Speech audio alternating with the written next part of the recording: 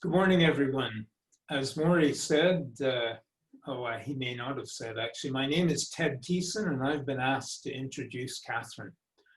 As many of you will already know from the written announcements of this session, Catherine is Cree on her mother's side and is a member of the Pinemutan First Nation in Manitoba. On her father's side, though, she's Franco-Ontarian, so in many ways has a foot in both the Indigenous and non-Indigenous camps. For the last 20 years of her working life, Catherine worked for the former Indigenous and Northern Affairs Canada on policy in the areas of economic development, international relations, and most recently, reconciliation in the context of Canada 150. She retired a couple of years ago. Besides her work at Indigenous Affairs, Catherine has been active for over 25 years in Indigenous social justice work as a lay member of the United Church of Canada.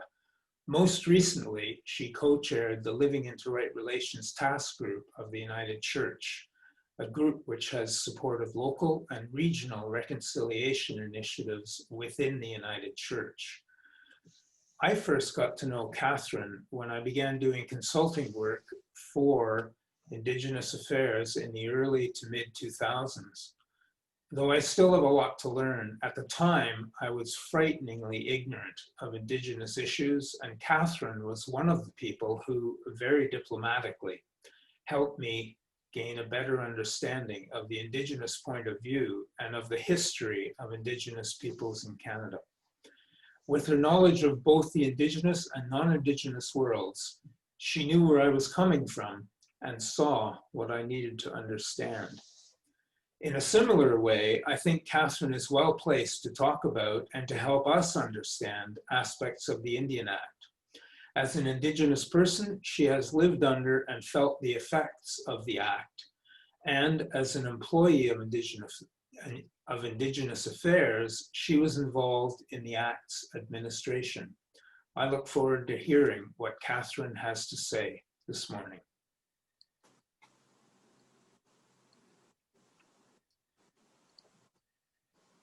Thank you very much, Ted, and good morning, everyone.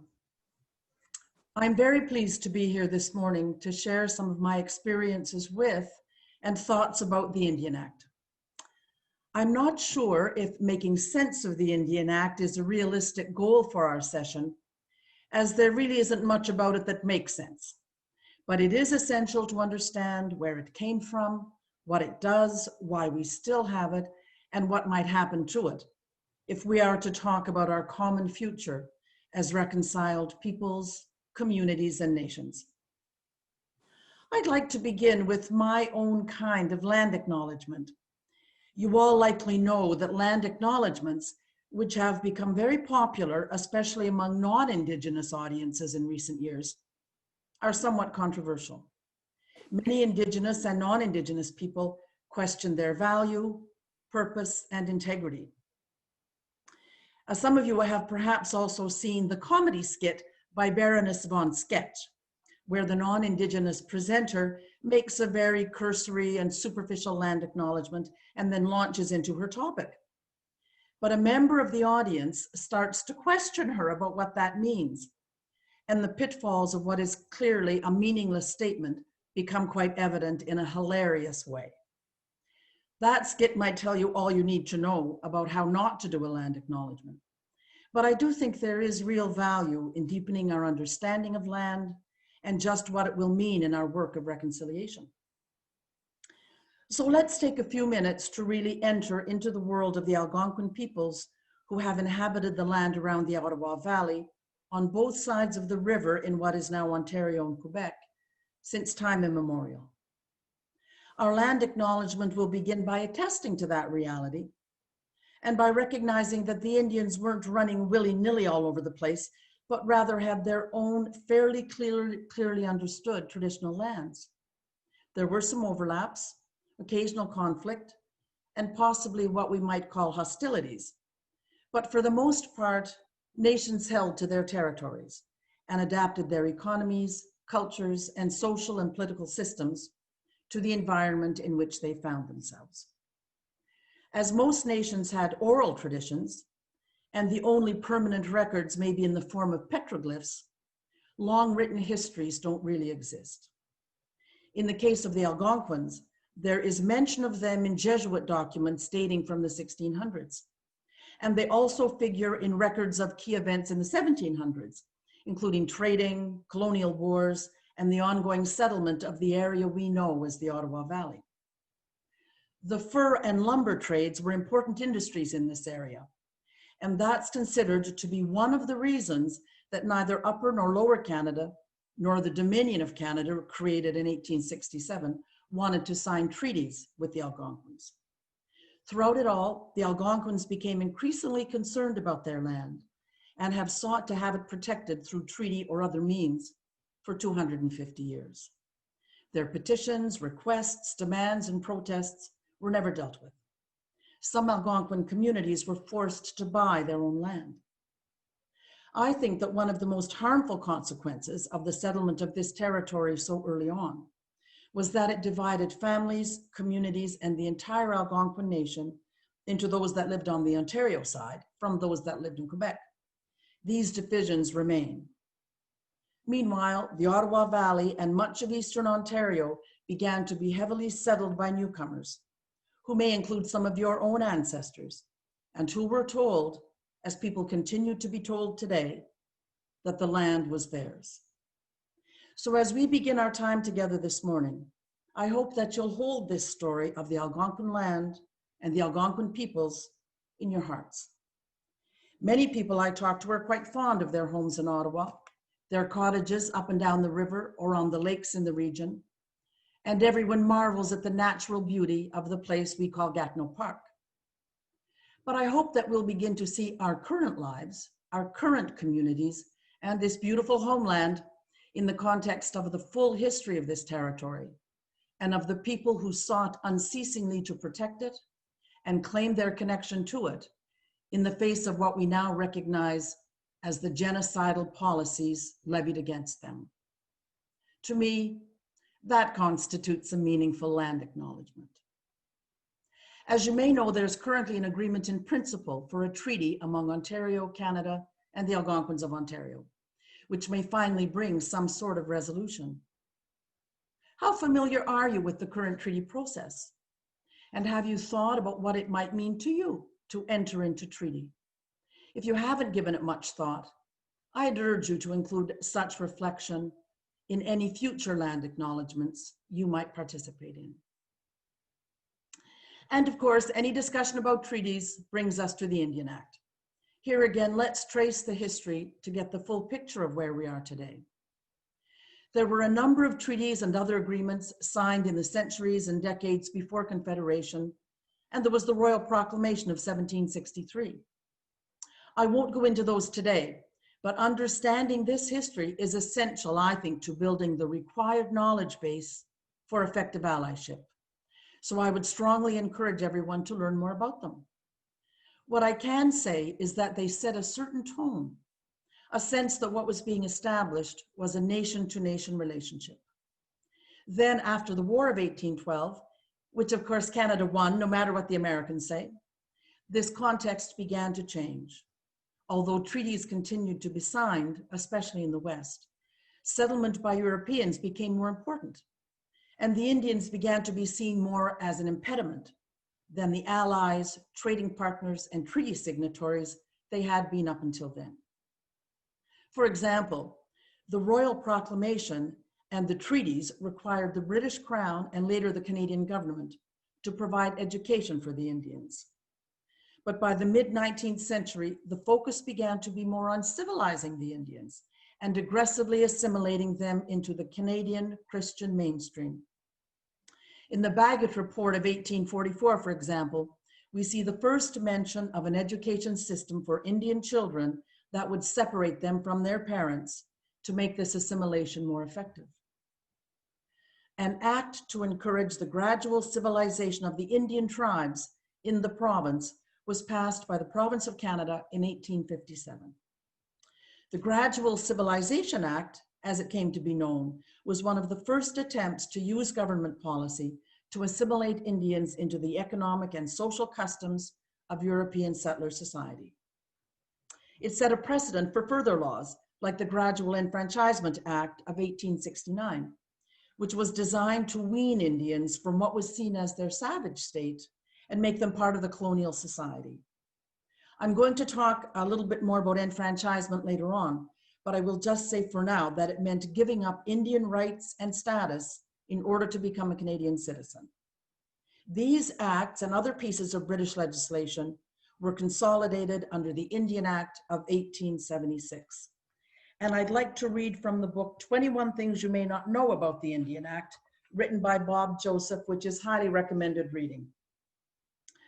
Bob Joseph says in his work in training and working with Indigenous and non-Indigenous peoples, how knowing about the Indian Act could help people understand how it shaped the socioeconomic and political reality of many generations of First Nations, and how it is the basis for many of today's stereotypes about First Nations.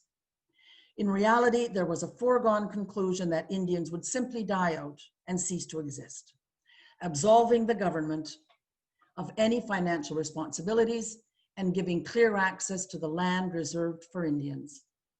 I think it's critical that non-Indigenous Canadians be aware of how deeply the Indian Act penetrated, controlled, and continues to control most aspects of the lives of First Nations.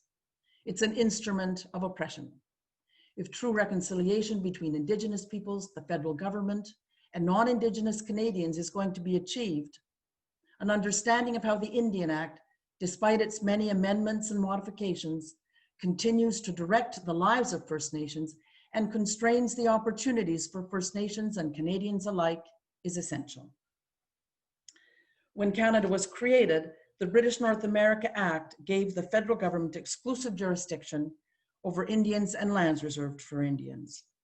And the annual report of the Department of the Interior in 1876 said this about the Indian Act. Our Indian legislation generally rests on the principle that the Aborigines are to be kept in a condition of tutelage and treated as wards or children of the state. The true interests of the Aborigines and of the state alike require that every effort should be made to aid the red man in lifting himself out of his condition of tutelage and dependence. And that is clearly our wisdom and our duty, through education and every other means, to prepare him for a higher civilization by encouraging him to assume the privileges and responsibilities of full citizenship. I think this begins to give you some sense of the full scope of the Indian Act, and I'd like to say a few general points about it before we dive into specific provisions. First of all, the Indian Act originally applied only to status Indians. I'll talk a bit later on about status, but just want to mention here that this provision originally excluded Métis and Inuit people, although Inuit people were included in certain provisions or policies like non-insured health benefits, for example. A Supreme Court decision in 2016 declared that Métis and non-status Indians are to be considered Indians for the purposes of the Indian Act, although Canada had argued all the way to the Supreme Court that they should not be. So it's considered a great victory for Métis and non-status communities. You may be getting a sense already just how convoluted the Indian Act is. It currently contains numerous different kinds of status that a person can have, and its provisions run the gamut from controlling individual behaviors to how communities are governed. It goes from the ridiculous to the truly heinous. I also think it's important to know that the Indian Act is a fairly unique piece of legislation in the world. It's the only one of its kind I know of, that is to say a relic from a period of colonial domination and assimilationist objectives that remains largely unchanged today.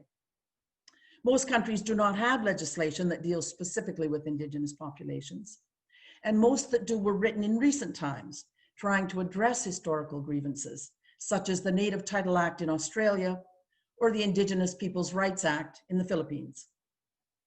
The Indian Act in Canada is also somewhat unique in the level of detail it contains and the power it gives the Minister of Indian Affairs, as well as the Department of Indian Affairs, which was created to administer the Act. The Bureau of Indian Affairs in the United States, for example, has a less controlling function, And because it's not the result of one overriding piece of legislation, but rather takes its mandate from a number of federal laws, regulations, treaties, it's less engaged in the lives of members of the federally recognized tribes in the states. The question that most often arises in discussion with non-Indigenous peoples is, why the heck do we still have this horrible piece of legislation on the books? And as I try to answer that, I hope we'll all continue to reflect on a question that sticks in my mind as I contemplate the Indian Act. And that is, why did Canada feel the need, more than just about any other country, and certainly more than any of the other countries we might identify as enlightened democracies in the world, why did Canada feel the need to subjugate an entire people so completely, to press its knee so firmly on the neck of individual Indians, as well as on their families, communities, nations, and governments? From the earliest development of this country, the Indigenous population played a central role, a role that went from being one of almost partners and allies to a level of subservience and disempowerment unrivaled just about anywhere else. And I hope that as we hold that thought, we will not adopt a kind of cop-out response about it being all the government's fault. In a liberal democracy, with dominant populations who had and continue to have the opportunity to be the most informed and engaged anywhere, it's a question we all must look deeply within to answer. So, why is the Indian Act still in existence? Probably the key official answer is that the Indian Act, despite its egregious command and control, does include certain obligations that Canada must meet. Many First Nations leaders are not prepared to dismantle the Indian Act until the provisions that hold Canada to account are clearly laid out, albeit in more equitable and progressive ways in new legislation, perhaps like the transfer payment systems that exist for other levels of government. I believe work is being done on this front, but I don't have a sense of what the end results will look like or when they may be finalized. It may be that the preferred outcome is self-government agreements for every community, so that no Indian Act type arrangements are required, but that's likely to take decades. The vast majority of communities still operate as Indian Act bands, and some of them will say that they've made the Indian Act work for them, so they're not necessarily interested in change. But the other major reason I think we need to acknowledge for the continued longevity of the Indian Act is that for many Indigenous people, it is an affirmation of who we are. There is a sense of being identity that comes from being an Indian that has meaning for people who have mostly been told for the past 150 years that their cultures, histories, languages, and even personhood have no relevancy or are fundamentally inferior. And anytime the Indian Act has been modified to rectify some of its most glaring deficiencies, like the gender discrimination components, for example, the number of people applying to obtain or regain status always far exceeds what the Department of Indian Affairs says that it expected. I know because it has certainly been true for my family, ever since my mother obtained her status under Bill CD-31 in 1985, and I'll talk more about that later. Perhaps the last general piece of information to share about the Indian Act is how it sets out who an Indian actually is. The colonial government began to keep records of Indians as early as 1851 in order to know who was entitled to benefits under the treaties. After the Indian Act was created and Indian agents were put in place across the country, they kept records of members of bands in their regions. In 1951, the current Indian Register was put in place at the Department of Indian Affairs, and it's the central inventory of all band lists. So the way it works is that if your ancestors were on one of these lists and they had a category of status that could be passed on, you can claim Indian status. You may hear terms like blood quantum, but those don't apply in Canada. It's really only dependent on whether you can trace a family line from an earlier status Indian. And that's why there's non-status Indians. People were left off those original lists for a number of reasons, but they were clearly of Indian origin, so they became non-status Indians. The Indian Act further complicates things by offering certain services only to Indians living on reserve, while other benefits may accrue to any status Indian no matter where they live. and some services apply only on reserve, whether you're a status Indian or not. So Canada has made this as complicated as it possibly could be, again, for reasons that don't seem clear. Importantly, the Indian Act sets out governance provisions. No matter the traditional systems, structures, and processes that communities and nations had for establishing leadership, meting out punishment or justice, setting marriage and kinship ties, and so on, the Indian Act universally created bands with the Chief and Council to administer the limited authority the Indian Act gave them. Most band decisions had to be approved or could be overturned by the Minister of Indian Affairs. Band councils have a little more power than they were originally given, but they were never meant to be fully functioning government structures in the way that we might understand provincial, municipal, or even school board institutions.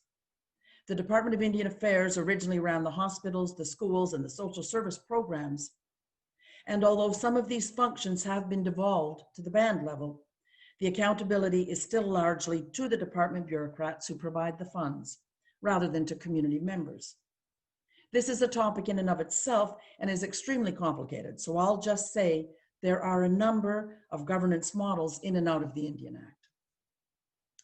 As I say, the Indian Act also controlled people's individual lives in a way many of us could not imagine.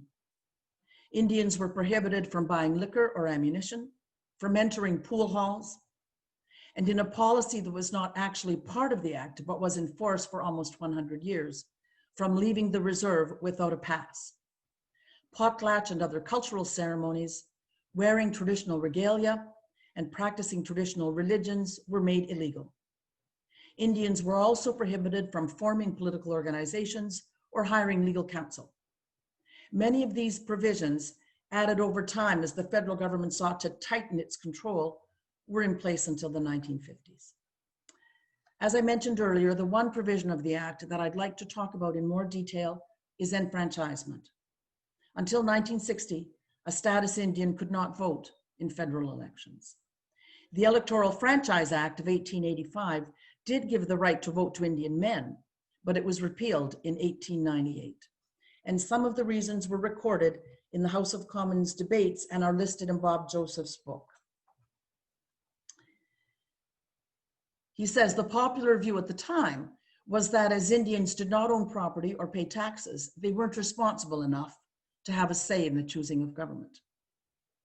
Indians were incapable of exercising the franchise. Indians were not capable of civilization and would eventually become extinct. Indians were utterly incapable of managing their own affairs, and the numerous legal disabilities imposed on them by the Indian Act made an extension of the franchise inappropriate. And conversely, Indians were too controlled by government, and therefore interference by Indian agents was possible. It's clear from all we know that the goal of Canada's policies and programs for Indian people was to eradicate them. Yet by their very nature, these approaches were destined to fail, as they kept the Indians so marginalized and so separated from and unable to enter into the dominant culture. This is also true of enfranchisement. There was little take-up of the enfranchisement option, and the attempt to make it compulsory for successful Indians who had achieved the required degree of civilization, I guess you could say, only lasted a few years until it too was repealed. I know this story well, as it was what happened in my family.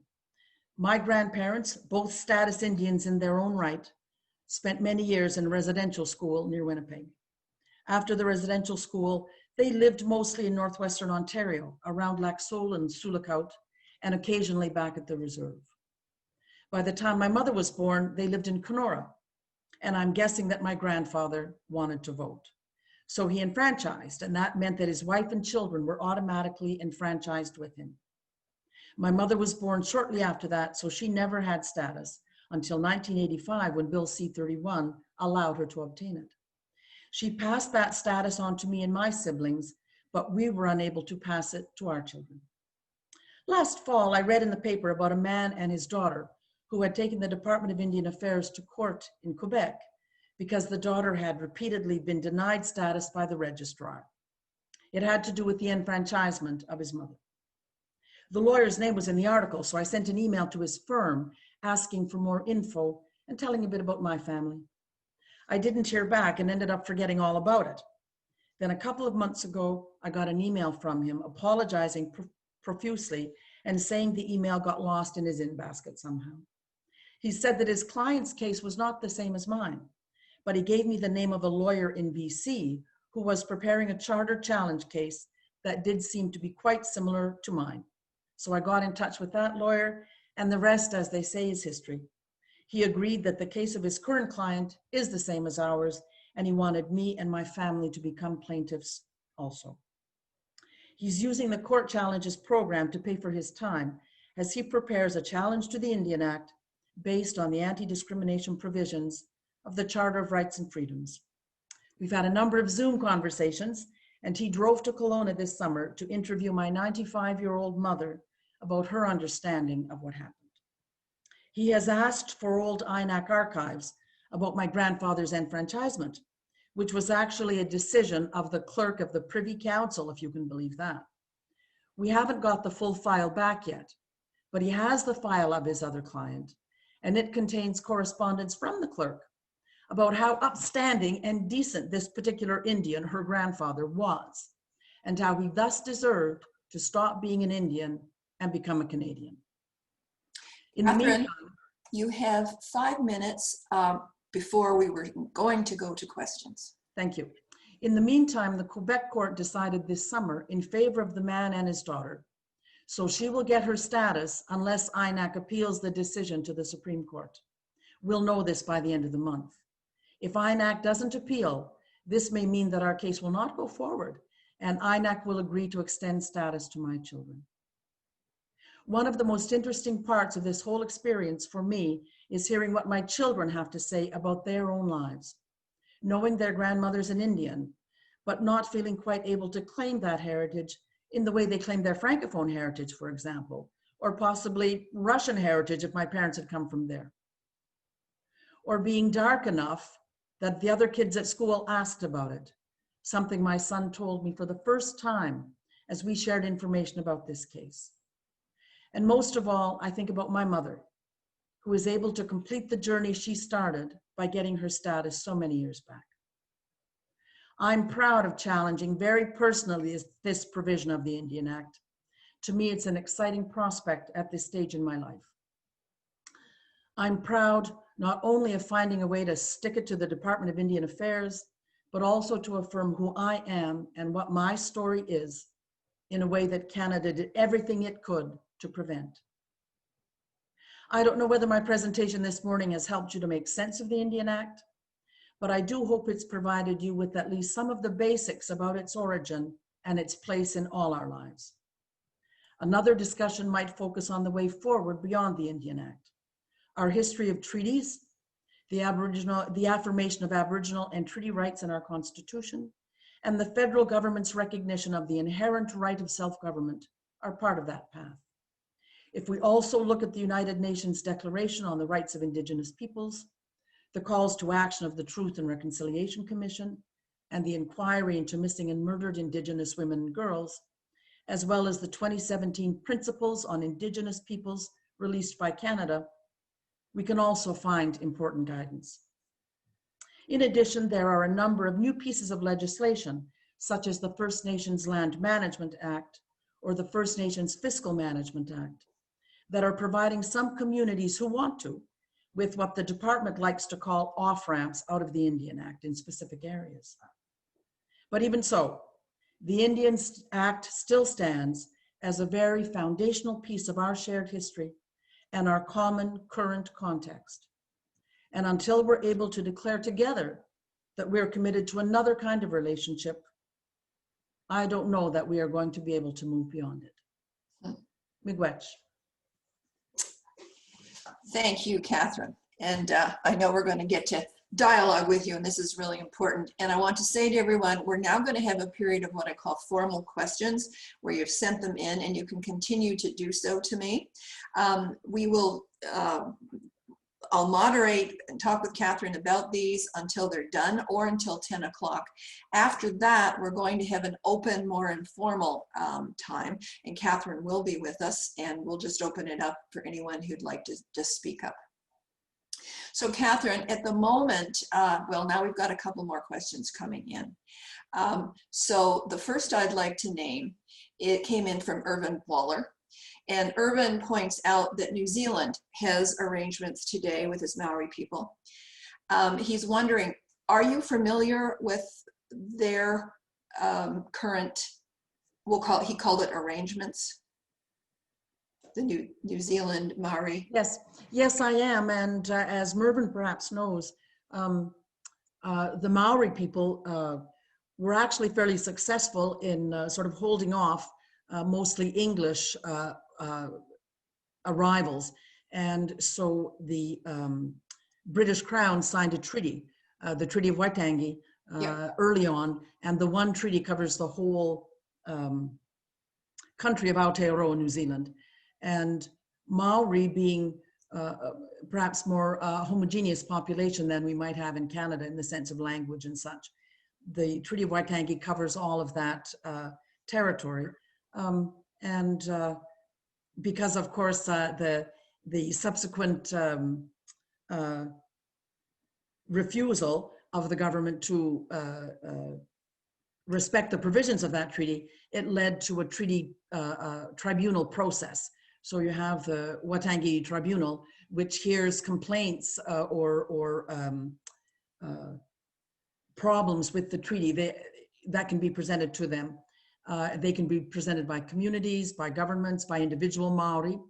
And I would say, yes, in many ways, New Zealand is a bit of a model. Their foundational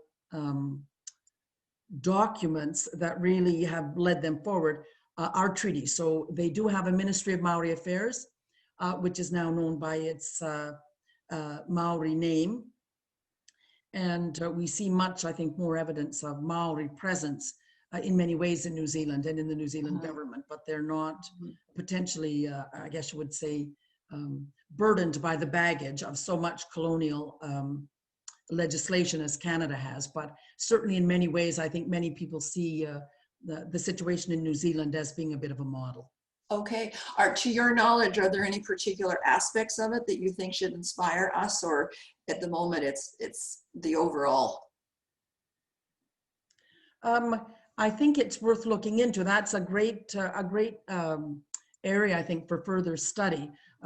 As I say, there are some specificities about the situation of Maori people in New Zealand that would be quite different than the specificities of the Indigenous populations of Canada, which can be quite distinct from one another. There's not the same kind of legislative background there. But I think certainly learning and even seeing New Zealand as a general model where there, I think, is some fairly firm commitment to move forward in reconciliation. I think there are, that certainly is, I think, is a model that can be held up for us to look into and to potentially learn from, yes. Okay. Great. Catherine, I'm going to give you several questions here. You said I could do that, so you can see how you'd like to address those. So a follow-up one from Irvin basically is, how can a congregation like ours become not only more aware through talks like yours, but actually act to make the transformations you propose or to support that becoming possible? So that's one question. What do we do? Another question, have the oppressive provisions that restrict the personal freedoms of individual Indigenous people, have they been removed or amended at this time, or are they simply not enforced based on societal expectations? And shall I give you one more at the moment? Please. Okay. Would you propose amending the Indian Act? So this is kind of coming back to what you're just saying. And if so, what changes would you like to see? Or do you think it better to abandon it and start again? And I know this touches right into some of the issues you've identified out there. Thanks very much, Jane. I'll maybe answer that by holding the first question to the end and addressing the other two. Some of the most egregious parts of the Indian Act, yes, have been actually repealed, but most of the Indian Act is still in place. A lot of the enforcement of things like not being allowed to go into pool halls and stuff like that, and having your will approved, you know, a will that I would write about my own, my last will and testament, for many years had to be approved by the Department of Indian Affairs before it was considered to be a legal document. And much of that is still in place, it's just not enforced. And I think probably at this point in time, if there are two sort of areas of the Indian Act that still remain largely in place, largely enforced, and largely in need of great revision, those would be the band governance and land governance, some of those what you might call institutional components of the Indian Act, and the provisions with regard to status. Some of those really egregious, oppressive, controlling people's behavior ones are not so enforced anymore. And I don't consider myself to be in a position to say what should be done with the Indian Act. I think most people have sort of their own private views about that. But I hear very clearly from a number of the First Nations leaders whose communities are using those governance and land provisions, all of those ones, they're still very controlled in unhelpful ways.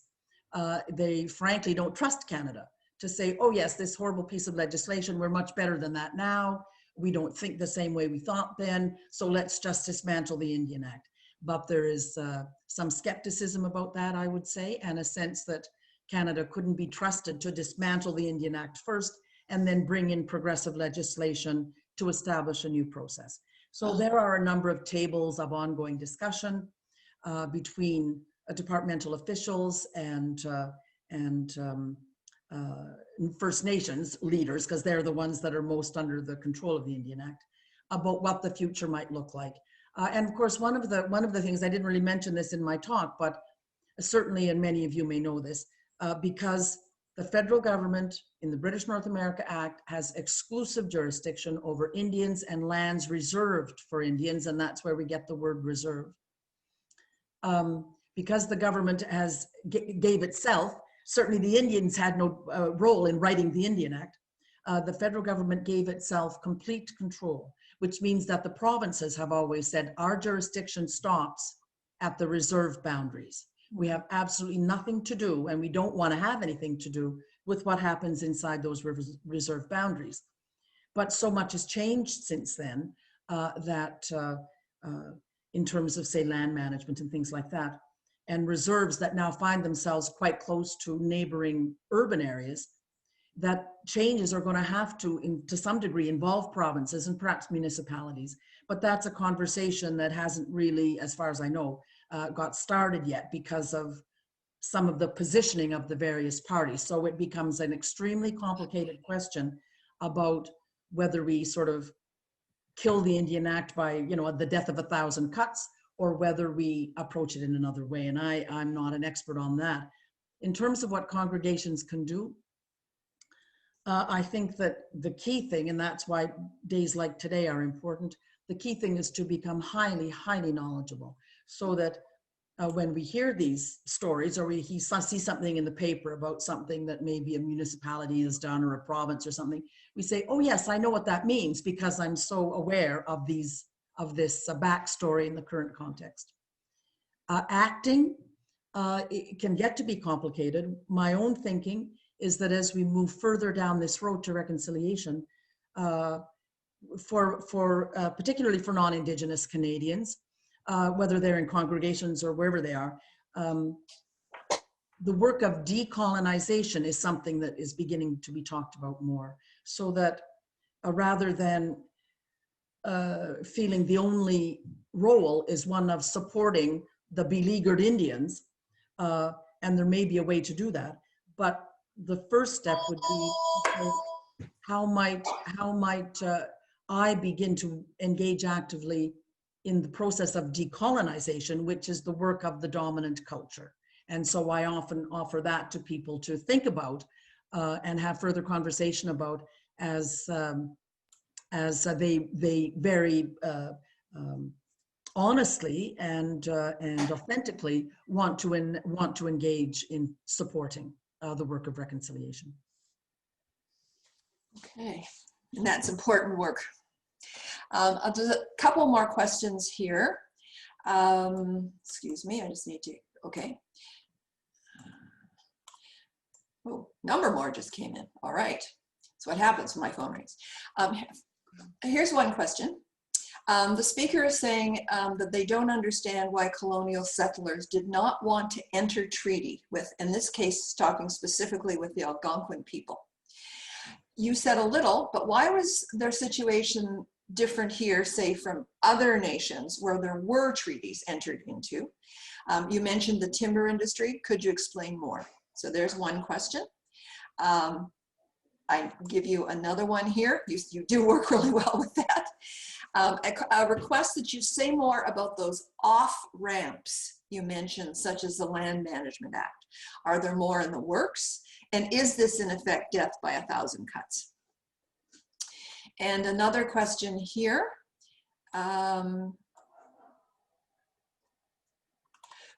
The speaker is pointing out that in this congregation, we are undertaking a congregational reading of Braiding Sweetgrass as one component of helping us understand Indigenous knowledge about the interconnected web of life. And so the speaker is asking, could you comment on Indigenous stewardship of lands, which is happening to some extent now? Shall I pause it there, Catherine? That's giving you about 3 with some scope. Thanks very much, Jane. And to answer these questions, I think part of the history that we need to understand is that this area, specifically this area of what we would now call Eastern Ontario, Western Quebec, was settled particularly in around the Ottawa Valley, I think early on. That's my understanding. And we can ask, I mean, I think it's a legitimate question. Why are there no treaties until now? Why are the Algonquins of Ontario, who by their very name, you will see that they don't include the Algonquins of Quebec, although historically they were one nation. I think we can legitimately ask the question about why there are no, why it's taken this long to get to a treaty. And there are many sort of difficulties with that treaty process, partly because it's not one that includes the entire Algonquin nation. And of course, as many people have pointed out, it's also a treaty, unlike some of the other historic treaties that dealt with large tracts of land that were essentially not all that populated, particularly by non-Indigenous people, but they are now. But because this part of the land that we know as Canada was populated early on, and the industries that really allowed this area to thrive were the fur industry originally and the timber industry. And I can only guess. I read that thing about them not wanting to sign treaty in an article about the Algonquin territory, and I'm assuming that meant that there was an understanding that if they signed treaty, it would perhaps diminish their potential to just go in and start cutting down the trees and trapping all the beavers and continuing all that work, which was able to be done in a way that didn't include the Algonquins particularly, because there was no formal arrangement as to what the land relationship would look like. And so I think that sounds to me like a fairly plausible explanation. The earliest treaties in what we would call Atlantic Canada are known as peace and friendship treaties. So they were less about land, but more about getting the Indians to side either with the French or the British. Quebec has no treaties. This part of Ontario has no treaties, but Northern Ontario does. And Southwestern Ontario has a different sort of kind of treaties that had to do with, to some degree, rewarding the Indians for the War of 1812. But I think the biggest push was to the west, where settlers were moving in there, but there weren't all that many yet. And the idea was to perhaps somehow make some arrangements about how that land would be settled. But anything that I've read about why Canada didn't want to sign treaties in this area seems to me to be fairly plausible. So talking about the stewardship of the land, well, I think that there certainly is a sense, I think, among all Indigenous peoples that the sense of themselves is connected with the land where they are. So that most Indigenous words for Indigenous people means the people. And so they called themselves the people in the land where they found themselves. And that understanding that we're somehow part of this land, we're not over and above it, we're not beyond it, we're not dominating it or controlling it, we're just part of it. And so I think that is part of what an Indigenous worldview would contain. But of course, to get back to what we just said about about just moving in and taking over all the Algonquin land and pushing the Algonquins to small isolated communities where some of them had to buy that land to be able to live on it. The dominant culture view of that land was extremely different. And even when treaties were signed that said that, you know, for as long as the sun will rise and as long as the river will flow, we will be in this treaty relationship, which had to do with the land. I think it became clear fairly on that Canada's understanding was not the same as what the Indigenous understanding was. So, and the mechanisms for Indigenous people to meaningfully steward their land and protect their land and care for their land and be with their land, that was so restricted by the Indian Act, which came to supersede the treaty. So that's where you see some of these land management provisions in the Indian Act, which really made it almost impossible for Indians to effectively steward their land. And that's one of the reasons then that we see these off-ramps, because many Indigenous communities don't have, and they acknowledge they don't have, in some ways, the capacity to become fully governing sort of communities because they were never meant to be that. So much change would be required in their processes to empower them to do that. So in some cases, some of the really bad parts of the Indian Act about land management that, as I say, made it impossible for the band councils to actually steward their land, they've been replaced with these off-ramps. So a specific piece of legislation that deals with specific new ways of doing the work off the Indian Act. But they're voluntary. Communities choose to do that. They don't have to do that. And in some cases, we already know from other things the department did in the past, just devolving authority to band councils without the funds and the capacity and the infrastructure and the support required to help them do it, just leads to failure. And so these off-ramps are not compulsory. If a community feels like it's got to the point and wants to administer its land in a more effective way that might get further back to that stewardship through interconnectedness that we talked about, then they can choose to do so. Mm-hmm. But that might be, as some people say, the death by 1,000 cuts. So there is some hesitation about all these new pieces of legislation because, of course, that makes the work of the Band Council very difficult. They're administering their parts of the Indian Act, they're administering the Fiscal Management Act, they're administering the Land Management Act, they're creating dozens and dozens and hundreds of reports and such that have to go back to the Department of Indian Affairs. So it is a bit of a double-edged sword. Yeah. All right. Well, you just there mentioned band councils. And so one of the questions that's come in is, what do you think should be done to reconcile, and that's the word in the question, the elected and hereditary governance systems currently out there? And certainly we see a lot in the press about them often. Another question is asking if you could speak to policing specifically with respect to what's within the federal and what's within band jurisdiction. So reconciling elected and hereditary government systems, policing. And then there's one question that's really different, Catherine. And this is in the category of what can we do? This is from a person who's referring, it sounds like, to the possible transfer of church property and so the question, this person says that their membership is collapsing and COVID-19 crisis may hasten this.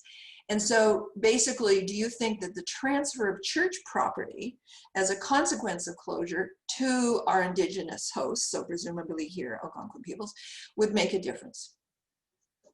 Well, I can sure answer that question first and quickly, because the answer to me is yes, yes, yes.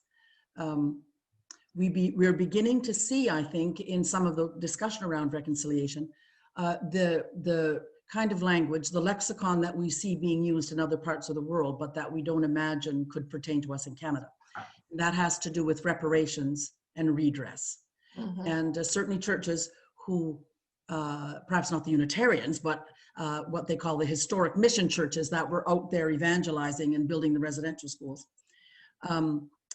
Those churches were complicit in the genocidal policy that residential schools represent.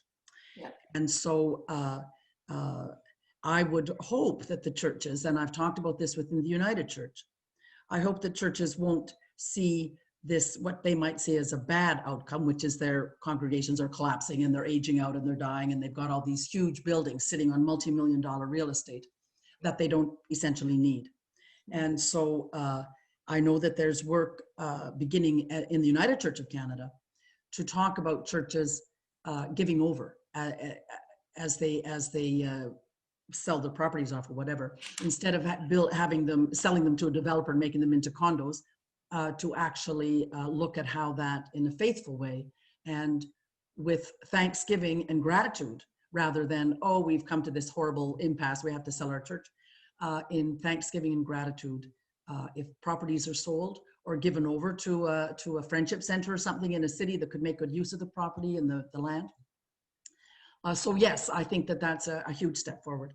And I would encourage anyone to do that, because that, especially the historic mission churches, that bear such a huge responsibility for the situation.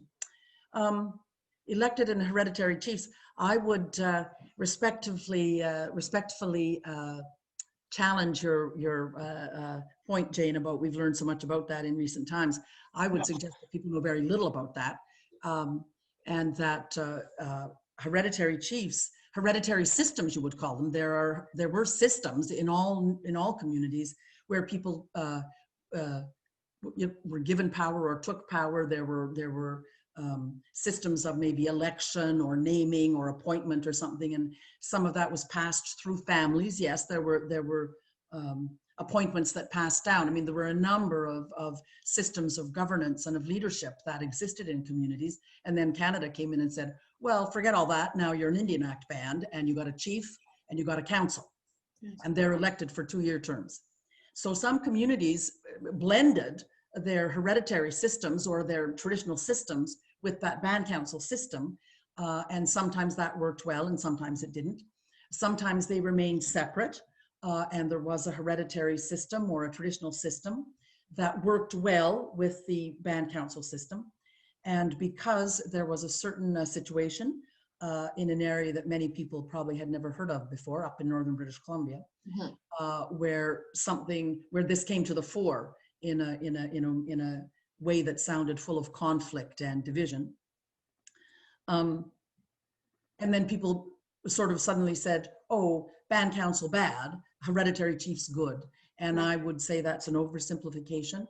And I would say the community that my mother's family, the Sanderson family, her name is Sanderson. There are still Sandersons on the band council at Penamutang First Nation that I'm a member of. Those chief and council have had one of the most difficult jobs that somebody could have. Totally unprepared, not supported, unable to really exercise any sort of legitimate authority. I mean, in terms of the Department of Indian Affairs. Holding communities together, trying to deal with a number of problematic often situations in their communities with very few resources to do so. So I hope that there will be, I mean, one of the things that would be lovely to see as we move beyond the Indian Act would be a way of holding back up or integrating in more effective ways the roles and positions of traditional systems, including the hereditary system. Not every community had a hereditary system. Blending those with a modern governance structure for the time where we are now, that would see all of those systems working together and recognizing.